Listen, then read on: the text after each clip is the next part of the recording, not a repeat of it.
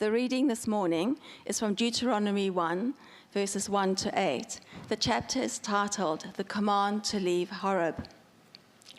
These are the words Moses spoke to all Israel in the wilderness east of the Jordan, that is, in the Arabah opposite Suth, between Paran and Tophel, Laban, Hazeroth road. In the 40th year, on the first day of the 11th month, Moses proclaimed to the Israelites all that the Lord had commanded him concerning them. This was after he had defeated Sihon, king of the Amorites, who reigned in Heshbon, and at Edrei had defeated Og, king of Bashan, who reigned in Ashtaroth. East of the Jordan, in the territory of Moab, Moses began to expound this law, saying, The Lord our God said to us at Horeb, You have stayed long enough at this mountain. Break camp and advance into the hill country of the Amorites. Go to all the neighboring peoples in the Arabah, in the mountains and the western foothills, in the Negev and along the coast, to the land of the Canaanites and to Lebanon, as far as the great river, the Euphrates. See, I have given you this land. Go in and take possession of the land the Lord swore he would give to your fathers, to Abraham, Isaac, and Jacob, and to their descendants after them.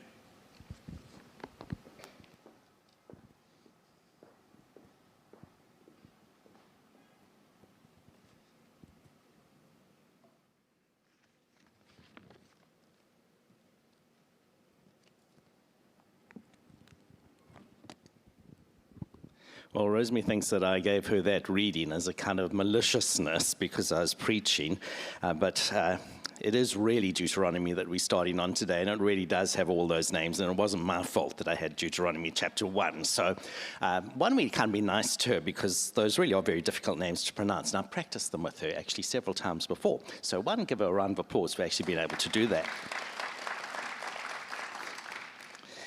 Hey, if you don't know me, I'm Brian Harrisdale, as pastor at large here, and my huge privilege to introduce the book of Deuteronomy. Book of Deuteronomy serves as Moses is drawing to the end of his ministry. He's taken the Israelites out of Egypt, and his responsibility initially was to take them to the promised land, and he thought that he would help them to enter into the promised land. But in the course of events, it turns out that he takes them just to the edge of the promised land, and they're there waiting to enter.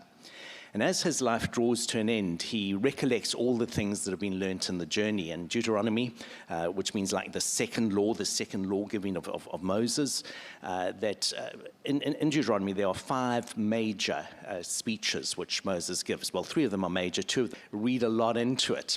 And I'm going to view it as almost poetic. And strictly in terms of biblical interpretation, you probably shouldn't do that. But hey, I'm not the principal of Vos anymore, so maybe I can, and maybe I can get away with it. So, in Deuteronomy chapter 1, verse 6, there's just this suggestive little phrase that God says to Moses, You have stayed long enough at this mountain. You have stayed long enough at this mountain. What was the mountain? The mountain was Mount Sinai, also known as Mount Horeb. And Mount Horeb, Mount Sinai, just an extraordinarily significant mountain in the Bible. And I guess the thing to recognize is that you might hear these words, you've stayed long enough at this mountain, and kind of view that as God saying to the Israelites, come on, keep moving on your journey, and you know, don't stop here too long. And you might think that it's not such a big deal to be told, move along. But actually, when you're at Mount Sinai, when you're at Mount Horeb, it's the sort of place that you really do want to stay. It's not really like saying to someone who always goes to McDonald's, you know, kind of stop going to McDonald's. It's time to move on from McDonald's, you know, go to Timber, something like that, step up. It's not like that. This is an extraordinary place. This is a place you could very happily be all your life. I have actually been to Mount Sinai or Mount Horeb, and I can't hear the name without kind of remembering when I was pastor at Umhlanga Baptist Church many years ago, now 27 years ago. the church said to me, hey, listen, it's lovely to have you preaching, and you preach from the Bible week after week, but you've never actually been to Israel. So how about we send you there so that when you start speaking about the Bible, you have a better sense of the geography. A really nice church there. And like, I'm not suggesting that you should do that necessarily, but like Pete wouldn't mind, I'm sure. But there you go. He hasn't paid me to say that.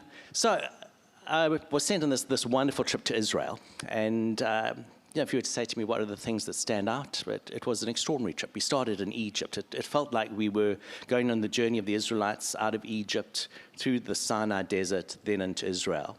And there were highlights just everywhere. In the course of 2 weeks, we had over 70 stops at different places. So it was like really busy, really full on. And in Egypt, I remember we began our trip at the Cairo Museum, which is extraordinary, like just this history of all the pharaohs, and it was an amazing, amazing museum to actually go through. And in Israel, if you were to say to me what was my favorite spot in Israel, I'm not sure I'd talk in terms of favorite, but the thing that I found most impacting was to go to the Garden of Gethsemane, and there is an olive orchard there that has been surviving since the 5th century, the one that Jesus prayed in was destroyed in warfare, but that olive orchard is in the same spot, and it's been there for 1,500 years now, and you can just sense the atmosphere that in that Garden of Gethsemane, that's where Jesus prayed, and then there's a church there, the Church of All Nations. And astonishing, as I walked in there, it's been designed to, the whole architecture is just designed to make you feel reflective and to think and to sense the presence of God. And there was another tourist group that had gone through just at the same time as our group went in. And as they walked to the front of this church, they just spontaneously burst into song, and I don't know what language it was, because I don't know what language group they were. The words I couldn't understand, but it was the most beautiful music that I think I've ever heard. And I can remember just standing there feeling overwhelmed by the presence of God, just overwhelmed. It was a spectacular place. If you know the Irish, they speak of thin places. And thin places are places where you feel so close to God. There's something about the place that, like all the barriers that are usually between humans and God, just fall away. And that was a thin place where it was just very easy to experience the presence of God. And I've got to say that Mount Sinai was that as well, because in our journey through the Sinai desert, we stopped at St. Catherine's, where the monastery of St. Catherine's is. It's if it's not the oldest operating monastery in the world, it is one of the oldest. It's been operating since the 500s. The oldest operating library in the world. It's the largest library of biblical texts outside of the Vatican, and it's been going since the 500s. And we stopped at this little village of St. Catherine's, which is at the foot of Mount Sinai.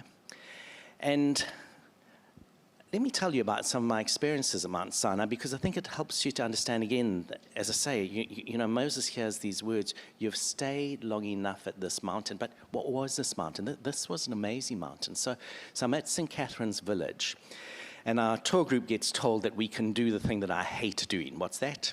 Shopping. I mean, if you ever see me in Harrisdale or something and Rosemary and I are there, you know that I've done something terribly wrong, that I'm having to make amends to Rosemary and going shopping with her to kind of reconcile in some way. I hate shopping. So you know, for us to get told at St. Catherine's, right, okay, you can have a little time to go shopping. And I mean, there's nowhere to shop really. There's just this tiniest of little villages.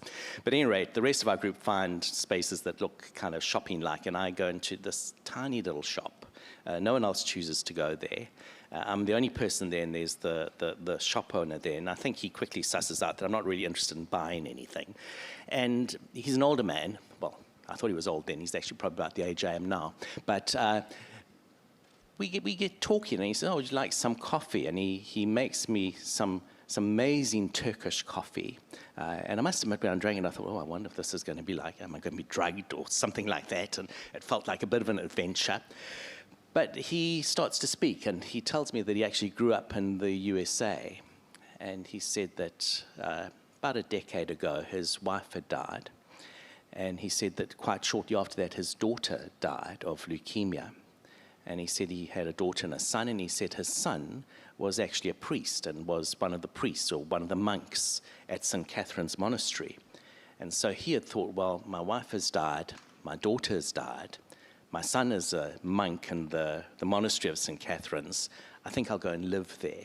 And so he had made this journey from the USA to the middle of the desert, where he's running a little shop where no one shops, and giving free coffee to people who come in. And he talks to me about his extraordinary encounters with God that he's had in this place in the desert in the middle of nowhere, and how God has met him and how he has found a peace and tranquility in his life that he had never, ever found or experienced before. And we talked probably for about an hour, and at the end I still remember him just reaching over and shaking my hand and saying to me, "Go with God, young man, go with God." And I left and I just felt so close to God. It was an extraordinary experience. I didn't buy anything. I just had this blessing of this man who had gone to Mount Sinai and found God. And when I was there, our tour group decided that we would climb Mount Sinai, as people do. And we did. We climbed kind of to the top of Mount Sinai. It's not a particularly difficult mountain to climb. Got there, and they'd asked me if I would preach from Mount Sinai. So if you were asked to preach from Mount Sinai, what sermon would you preach? I mean, for preachers, it's actually it's a lovely experience. And I chose, come on, some of you know which I'd have to preach from. It would be 1 Kings 19, wouldn't it? 1 Kings 19 is that extraordinary passage where Elijah, exhausted after the encounter with the prophets of Baal, runs away in despair and depression and anxious for his life. And there on Mount Sinai, or Mount Horeb as it's also called, hears the still small voice of God coming to him. And I must say that passage did mean a lot more to me when I was there, because if you remember in that particular encounter, there's this great wind that comes up and we're told God's not in the wind, and there's the earthquake and we're told God is not in the earthquake, and there's the fire that comes. And I think that's the thing that really struck me, because you look there and you say, how can there be a great fire at Mount Sinai, because there's nothing but rock there. There's nothing to actually burn. There's nothing to catch a light. There's nothing there but rock. It's the desert. And so if there's a fire that's suddenly there, how can you say God is not in that? It must be God. And yet God says, don't be impressed by those things. Just listen for the still small voice of God. And so yes, I spoke on Mount Sinai about listening for the still small voice of God. And then the next day we had just a couple of hours to ourselves, and I went just a little bit into the desert, couldn't go very far, and that wouldn't have been safe, but went there, and Rosemary and I had been invited to pastor a church in New Zealand. It was that time of great crisis when we were trying to decide if we would leave South Africa, move to New Zealand, take on this church that had asked us to pastor there. And it was in the desert that I heard God saying in just the clearest of clearest words, "Go and I will go with you." So Mount Sinai, when I think of it as this thin place, this place of extraordinary encounter with God. And it's not just thousands of years ago, it's still to this day. Somehow it's one of those places that you just want to stay there. And so if you kind of go back to the passage, Moses is recollecting. He's an older man. He's just about to die. They're on the verge of entering the promised land. He's recounting their time, and he recounts the time, and it's relatively early in their journey. They would have been at Mount Sinai for about a year, and probably the second year of their wilderness wanderings. They stay there for a year, and he recounts the time that they heard God coming to them and saying, "You have stayed long enough at this mountain. You have stayed long enough at this mountain. Time to move on." And if you ask yourself, so what did that mountain mean for Moses? It was for Moses an extraordinary mountain. Do you remember? There we go, in Exodus chapter 3. Moses has been in the wilderness now for 40 years. He's been tending sheep. And one day as he's walking by the mountain of God, Mount Horeb, Mount Sinai, there is a bush and it's burning. And he goes up to the bush, and as he looks at it, it's surprising because it's burning, but it's not being burnt up. And incidentally, and if you go to the little monastery of St. Catherine's at the foothills of Mount Sinai, there is a bush which they claim is the burning bush. Now, we can't know whether it is or whether it isn't, but that's certainly the claim that the monks make. And what we do know is that that bush has been there since the monastery was started 1,500 years ago. So at the very least, it's a bush that's 1,500 years ago, and they would say that it's 3,000 plus years old, and it's the bush where God met with Moses. Well, perhaps not. But as Moses is there at Mount Sinai, there is a bush that is burning, and God comes and speaks to him. And God introduces himself to him as, "I am who I am. I am who I am, which in the Hebrew comes across as a verb, so that if you say, what does that mean? It kind of means God is speaking, something is going to happen. My name is, something is going to happen. I am the God of doing. I'm the God who's active. And I'm actually calling you now, Moses, and I'm calling you by name. And I'm saying, if they say to you, who has sent me, say, the God who does has sent me to you. And so it's here in Mount Sinai that Moses learns the name of God and meets with God. And he's terrified. If you remember, Moses was a very reluctant leader. And in Exodus 3, verse 12, he kind of tries to find a way out. And he's saying, you know, I can't be the person that you actually send. And how will I know that you sent me? And what does God say to him? God says, you will know that I sent you when you and the people who've come out of Egypt worship me here on this mountain. And years before it's actually happened, when God actually encounters Moses, he says to him, Moses, you will know, because here on this mountain, you will see all these thousands and thousands of people who've been released from Egypt, and you will worship me, and then you will remember, aha, I didn't just imagine that. God really did meet with me. And here we are, and we're worshiping together on Mount Sinai, but you have stayed long enough on this mountain. You have stayed long enough on this mountain. I love this mountain. Moses would have been saying, this is the mountain where I first met with God. This is where I discovered God's name. This is the mountain where God encountered me. It was also an extremely practical mountain. If you go to Exodus chapter 18, it was as they arrive at Sinai, as they arrive at this mountain, they stop, and Moses is just exhausted as a leader. He's been trying to do everything. He's making the very common leadership mistake of trying to be the person who is responsible for everything and does absolutely everything. And it's there that his father-in-law, Jethro, comes to him and says, you're going to exhaust yourself. Just share the load. Appoint other leaders. Get other people to help you in the task. And so it's here that Moses actually says, oh my goodness, leadership's so much easier when you do it as a team together. So it was a breakthrough place for him. Of course, most significantly at Mount Sinai, it's the place where they receive the 10 Commandments, where Moses is given the law. It's the law that changes the world. It's the law which impacts the way in which we view the world, even to this day. I mean, don't say that this is not a significant mountain. It's a hugely important mountain in the history of the world, because it's there that Moses receives this law from God. And it is there when Moses encounters God that the Israelites notice that his face is radiant and shining, because he's actually met God face to face. He's met God face to face. And they come back and he has to actually cover his face, because it's just so remarkable, this encounter that he's had. So when they hear you've stayed long enough at this mountain, it's not an easy thing to hear, because it's a place that's really nice to be in. It's a really constructive place as well. I mean, do you remember?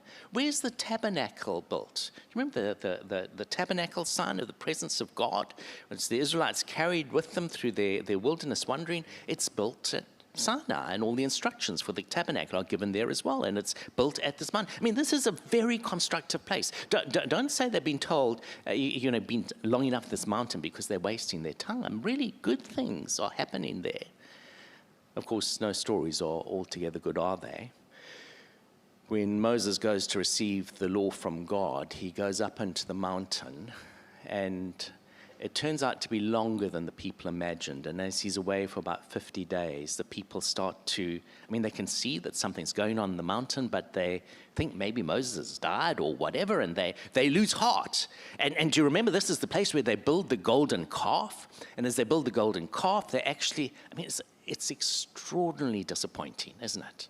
Here God is meeting with Moses face to face. Moses is receiving the law, and down at the bottom of the mountain, the people are saying, perhaps Moses has died, or perhaps we followed the wrong God, or perhaps an idol would be suitable to worship instead. And they build the golden calf. And suddenly Sinai, which has been this wonderful place, suddenly becomes this terrible place of sin and of rebellion against God, and about everything suddenly going badly wrong. So what is Sinai? Is it this glorious place of knowing God? Or do you remember this place as rebellion against God? Because that did happen there as well, and we've got to face that. Maybe Mount Sinai is therefore this place that is like every place, just places where sometimes we draw close to God and sometimes we rebel and we sin and we do that which we should not do. Both happen at Mount Sinai, both happen. But as a result of their disobedience at Mount Sinai, God says to Moses, so go from this place. You have a bigger journey that you're supposed to do. Out from here. No longer can you be here. Go and in perhaps some of the most devastating words in Scripture. In Exodus 33, verse 3, God says to Moses, now because of this terrible sin that you've committed, because you've worshipped this golden calf, because you've done that, go, but I will not go with you. Go, but I will not go with you. And it almost sounds as though God is saying, here I am, this is my mountain, this is where I introduce myself to you, here I am and I'm God here. You get out of my presence now because you have been in my presence and yet you have worshipped idols even while being here. So go, get away, and I'm not going to have anything to do with you anymore. Off with you. Thank you very much. It's devastating. And Moses has to think, oh my goodness, do I really have to take these people to a promised land without the presence of God? How can I do that? How could I ever manage that task at all? And Moses is a very, very, very wise man. And he does what all wise leaders do. He argues back with God and says, God, you can't ask me to do that. Because if you do not go with us, then we will never survive. And God, what you've asked us to do is just too difficult and it is too hard. And God, please change your mind in this. And you see, we sometimes think that it's wrong to argue with God, but sometimes God is testing us. Sometimes God is saying, so how serious are you in your relationship with me?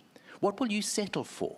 So if I say to you, go, but I'm not going with you, will you just say, that's fine, we'll pick up an idol, thank you very much. We'll build another golden calf over there, because actually if you don't want to be with us, well, we can find another God. Is that what you're going to say?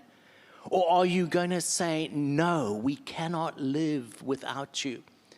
And in fact, one of the great themes of Deuteronomy, which we'll be unpacking more and more, is Deuteronomy 30, verse 19, where God says, choose, I've set before you life and death, choose life. And then very poignantly in verse 20 it says, for the Lord is your life. For the Lord is your life. Choose life. The Lord is your life. Never forget. So here you go. Go, get out of this place, and I'm not going with you. God, if you won't go with us, we just don't have life at all. You can't say that to us. Please don't let that actually happen. You are our love. We will not settle for that. And in the argument that ensues, ever so beautifully, we're told that God comes around to Moses' way of thinking. God comes around to Moses' way of thinking. And in Exodus 33, verse 3, go up to the land flowing with milk and honey, but I will not go with you because you are stiff-necked people, and I might destroy you on the way. So that's round 1. Round 2, verse 14, the Lord replied, my presence will go with you, and I will give you rest. My presence will go with you, and I will give you rest.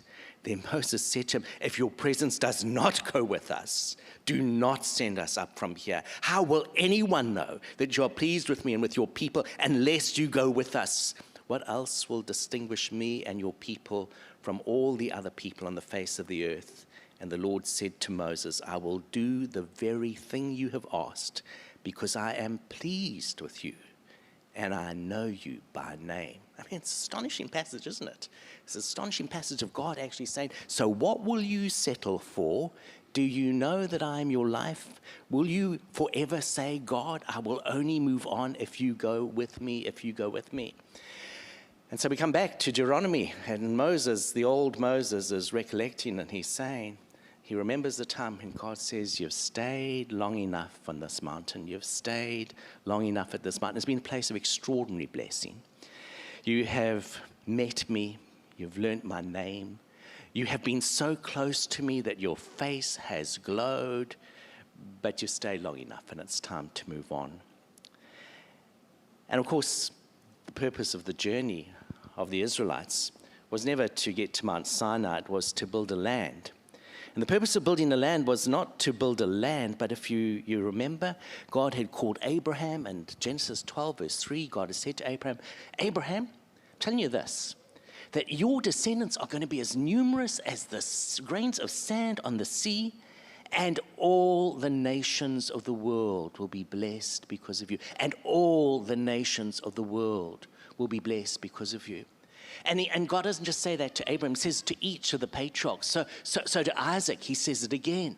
You know, all the nations of the world will be blessed because of you. And then to Jacob, he says it again. And all the nations of the world will be blessed because of you. So here we are, we're at Mount Sinai, and it's this place where we, your people, can worship God and feel wonderfully close to God. And God says, but that's not the reason that you're here. The reason is that you, in fact, form a land that all the nations in the world will be blessed. And it's not about you, and it's not about you feeling blessed. It's actually about your reaching the world, that all the nations in the world will be blessed.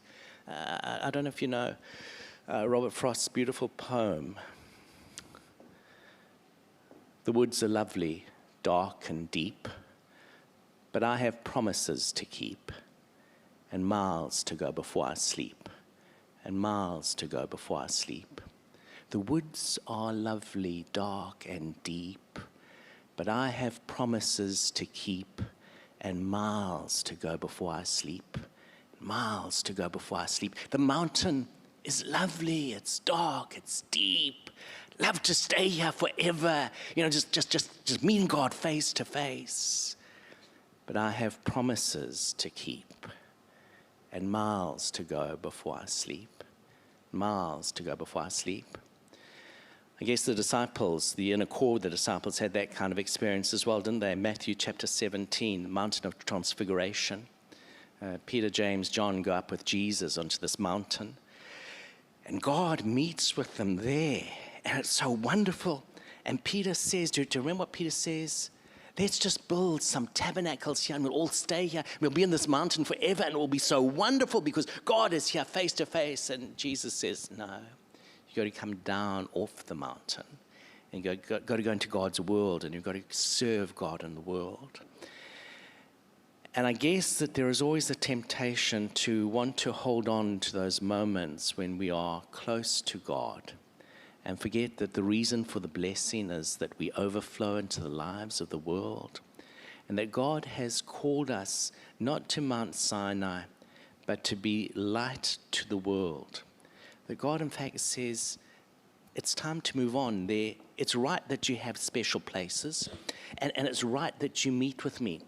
And yes, you can have a mountain of encounter. So even, you know, in the Bible, Mount Sinai stands as this place that you can escape back to from time to time. So I mentioned Elijah. Do you remember Elijah exhausted? 1 Kings 19. I've just got to get out of everything for a while. And he rushes back to Mount Sinai, and God meets with him and speaks to him in a small, still voice. But do you remember what God actually said to Elijah? Do you remember? Elijah, what are you doing here? Elijah, what are you doing here? Why are you escaping back to Mount Sinai? I've actually called you to a mission.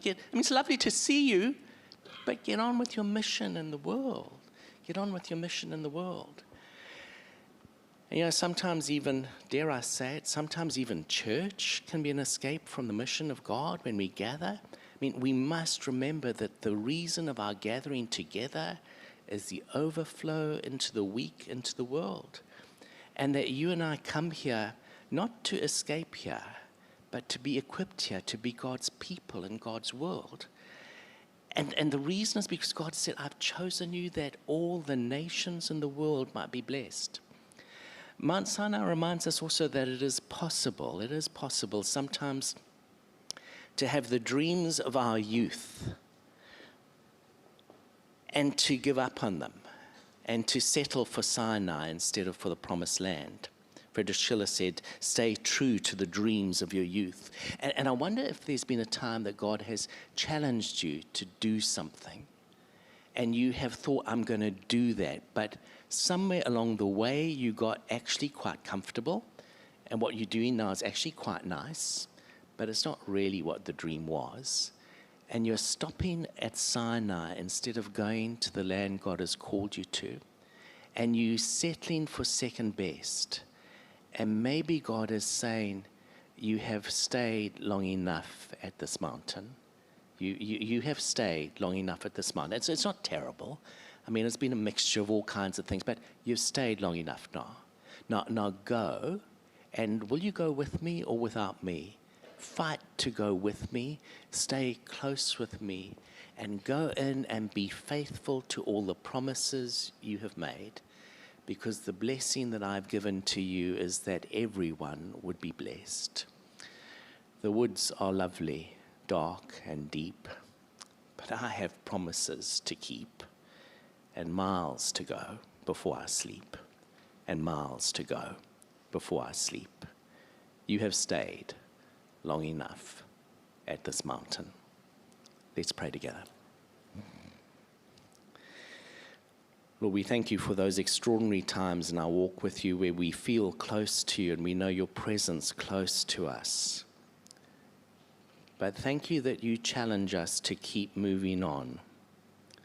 Help us not to settle for second best, to remember that you have called us to be your people and your world. For all the courage that might take from us, we pray that you would so reassure us of your presence with us that we would find the faith, the confidence, and the hopefulness to move off the mountain into the world into which you've called us. Amen.